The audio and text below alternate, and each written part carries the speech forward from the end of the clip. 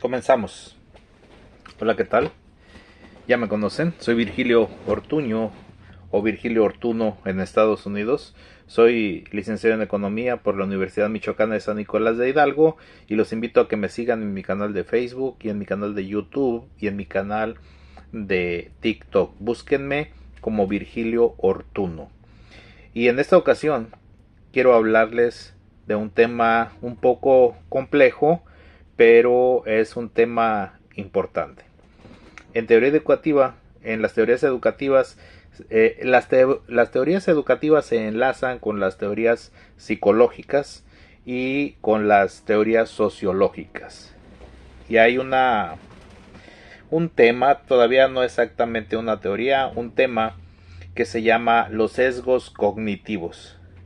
Los sesgos cognitivos es cuando interpretamos una situación particular y esa situación particular la generalizamos y llegamos a conclusiones con base en ciertos hechos aislados o con base en pocos hechos, uno o dos, y con eso generalizamos y damos por hecho que estamos haciendo una interpretación real. Existen diferentes tipos de sesgos cognitivos. Muchas veces nuestra primera impresión es la que nos determina lo que pensamos de una persona. Si vemos a una persona y esa persona nos cae bien, creemos que es una persona buena, que es una persona correcta, confiamos en la persona. Muchas ocasiones, si en un primer momento la persona nos cae mal, no podemos entablar una empatía con esa persona porque ya tenemos una predisposición que esa persona tiene algo negativo que nos va a perjudicar.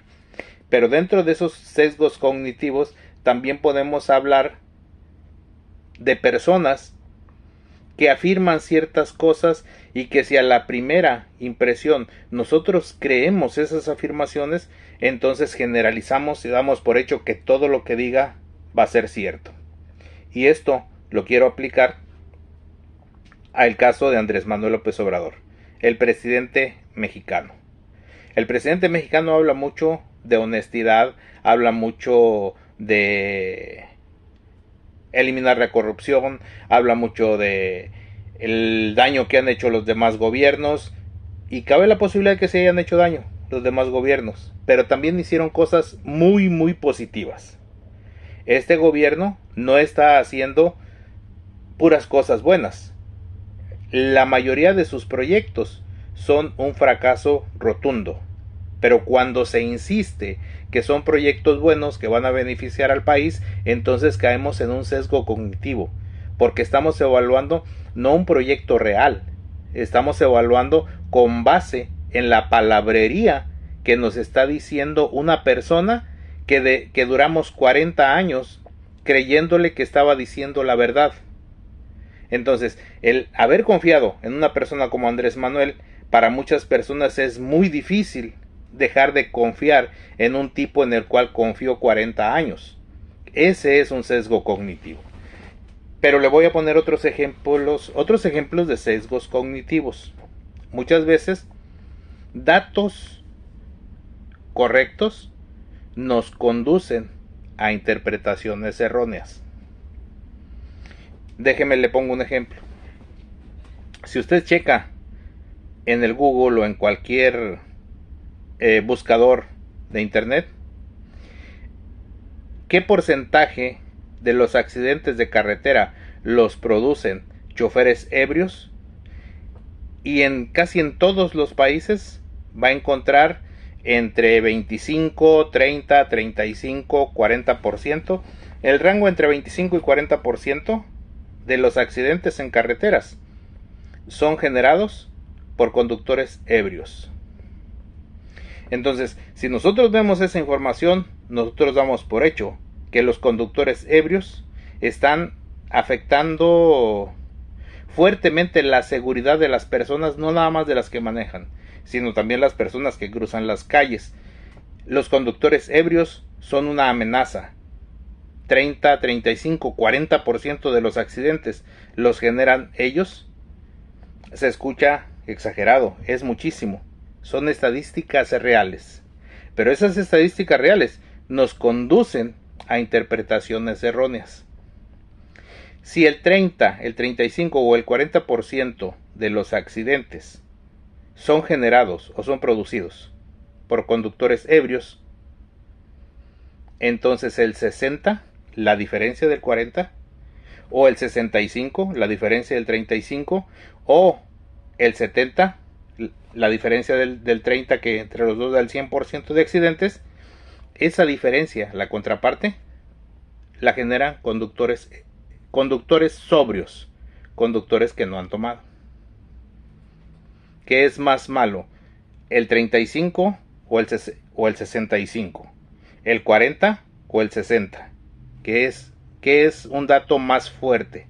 ¿El 60% o el 65% de los accidentes los generan conductores sobrios? Si nosotros sacamos a todos los conductores ebrios de las calles, de las carreteras, estaríamos reduciendo los accidentes más o menos en un 35%. De cada 100 accidentes que ocurren, se reducirían en 35. Si sacamos a los conductores sobrios, de cada 100 accidentes, se reducirían en 65% los accidentes. Es mejor sacar a los conductores sobrios que sacar a los ebrios. Es más seguro manejar ebrio que sobrio, según los datos estadísticos que se manejan. Pero entonces, ¿cómo se debe de interpretar los datos? El problema aquí, que estamos manejando accidentes de ebrios contra accidentes de sobrios. El porcentaje de personas que manejan sobrios, que manejan sin tomar, es mucho más alto que el porcentaje de personas que manejan ebrios. Entonces, ¿cuál sería una interpretación correcta de estos datos? Aquí en Estados Unidos, en ocasiones, ponen retenes viernes, sábado y domingo, retenes exclusivamente de alcohol. Entonces, si en un viernes por la noche, un sábado por la noche, detienen a 100 conductores, y de esos 100 conductores, 50 iban ebrios, ya tenemos un dato mucho más correcto con el cual interpretar los accidentes. Si iban ebrios 10 de esos 100, entonces quiere decir que el 10% de los conductores ebrios generan el 35% de los accidentes. Estamos comparando ebrios contra accidentes generados por personas ebrias, que eso sí lo podemos meter dentro de los datos estadísticos, porque cuando una persona tiene un accidente, la autoridad determina si iba sobria o iba ebria. Entonces, si iba ebrio, ya sabemos que chocó a un ebrio, pero en ese momento que había un retén y que hubo choques, se sabe que el 10% de los que andaban manejando estaban ebrios y ocurrieron X número de accidentes. Entonces, ahí caemos a un dato correcto. La probabilidad de que te accidentes si vas ebrio es mucho más alta que la probabilidad de que te accidentes si vas sobrio. Entonces es comparar datos de ebrios contra accidentes que ocurren y comparar cuántas personas manejan sobrias sin alcohol con los accidentes que ocurren de las personas sin alcohol. Y entonces sí podemos dar un dato exacto que es mucho más dañino, mucho más peligroso manejar ebrio que manejar sobrio. Estas malas interpretaciones, con datos exactos, con datos correctos, mejor dicho, nos conduce a interpretaciones erróneas. Es exactamente lo que ocurre con las interpretaciones que se están haciendo tanto de los gobiernos anteriores, que todo lo que hicieron mal. Claro que hicieron muchas cosas malas, pero también hubo muchas cosas buenas. El presidente está haciendo muchísimas cosas malas y cosas buenas, la verdad no veo ninguna. Se pelea con todo el mundo. Se peleó con los ministros, se peleó con el INE. Al único que apapacha es al ejército. Pero lo apapacha en los cuarteles. En las calles deja que los ninguneen, deja que los golpeen, que los apedreen, los saca a exhibir a las calles. En un momento en que México supuestamente no está en una guerra contra el narco. Y si no está en una guerra contra el narco, los militares no deberían de estar en la calle, deberían de estar en los cuarteles. Y los militares deberían de estar en los cuarteles, no deberían de estar en Nueva York, ni en Europa. Ni tampoco su sueldo les da para tener departamentos de lujo en la zona exclusiva de Huixquilucan en el Estado de México. Entonces, mientras por un lado saca a las tropas a humillarlos en la calle, por otro lado le da privilegios a los oficiales de alto rango, muchos de ellos generales, para que vivan como reyes, para continuar con el plan de la dictadura para el 2024. Soy Virgilio Ortuño, los veo en un próximo video.